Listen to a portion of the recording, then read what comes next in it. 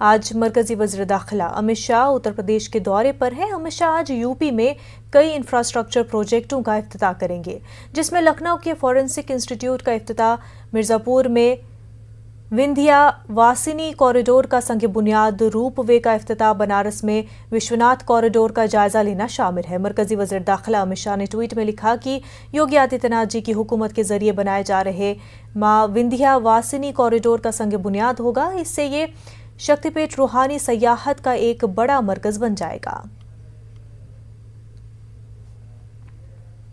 तलाक़ सलासा को जुर्म करार दिए जाने वाले दिन आज यानी 1 अगस्त को यौम हुकूक़ मुस्लिम ख़वातीन के तौर पर मनाया जा रहा है।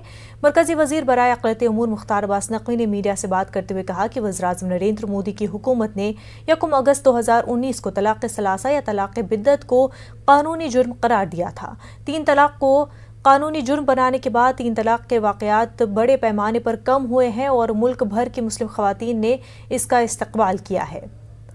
हमारे नुमाइंदे खुरम इस वक्त हमारे साथ जुड़ चुके हैं। खुरम, आज यानी 1 अगस्त को यौम ख़वातीन मुस्लिम ख़वातीन के तौर पर मनाया जाता है।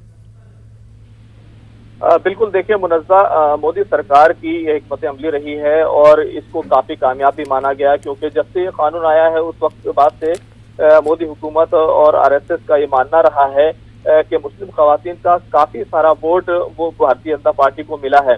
तो एक तरह की ये वोट की सियासत है और देखा जाए तो जिस तरीके से ये पूरा ट्रिपल तलाक का जो कानून पास हुआ था उसके खिलाफ तलाक बिदअत जिसको कहा गया, उसको लेकर हालांकि मुस्लिम तंजीमों की काफ़ी मुखालफत हुई थी, लेकिन देखा जाए तो काफ़ी कम मामला, पहले भी 3 तलाक के बहुत कम मामला सामने आते थे और जब से कानून बना है उसके बाद से काफ़ी ज़्यादा कमी देखने में आई है।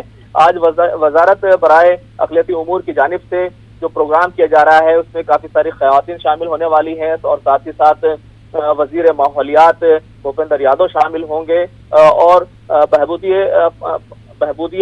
ख़वातीन अतफाल वज़ीर जो हैं इस्मती ईरानी मरकज़ी वज़ीर, वो इसमें शामिल होने वाली हैं। तो ये तमाम चीज़ें होने वाली हैं और पूरे मुल्क में वजारत की तरफ से ये पूरा जश्न के तौर पर इसको सेलिब्रेट के तौर पर मनाया जा रहा है।